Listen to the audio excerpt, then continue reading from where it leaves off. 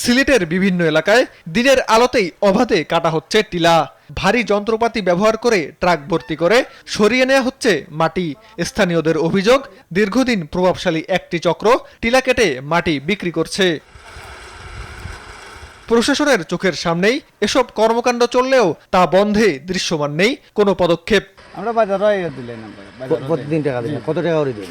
আমরা 800 টাকা দিন। কতদিন ধরে কাম করলাম? কাম তো করে প্রায় ধরে লোক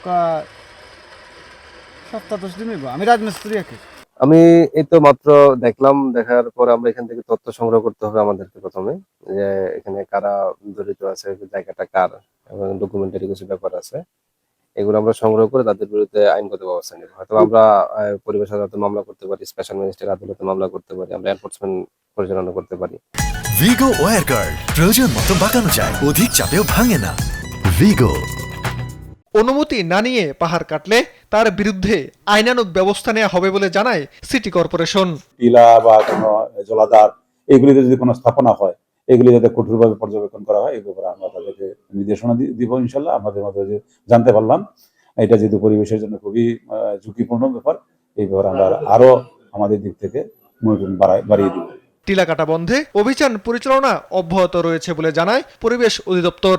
আমরা এই মাত্র আপনাদের কাছ থেকে খবর পেলাম, আমরা এখনই যাব, আমরা সংশ্লিষ্টদের বিরুদ্ধে আইনগত ব্যবস্থা নেব। আমরা পাহাড় কাটা সংবাদ পেলে আমরা যাই, সেখানে যারা সংশ্লিষ্ট আছে, জড়িত আছে, তাদের বিরুদ্ধে আমরা মামলা দায়ের করি, মোবাইল কোড করে জরিমানা আদায় করি এবং ক্ষেত্র বিশেষে ক্ষতিপূরণ আদায় করি। আইনের যে প্রভিশনগুলো আছে সবগুলো আমরা বাস্তবায়ন করি। দ্রুত কঠোর ব্যবস্থা না নিলে সিলেটের প্রাকৃতিক টিলা একসময় পুরোপুরি বিলীন হয়ে যেতে পারে। তাই পরিবেশ রক্ষায় জরুরি পদক্ষেপ নেয়ার আহ্বান স্থানীয়দের। সীমান্ত বর্ধন, নিউজ ডেস্ক, দেশ টিভি।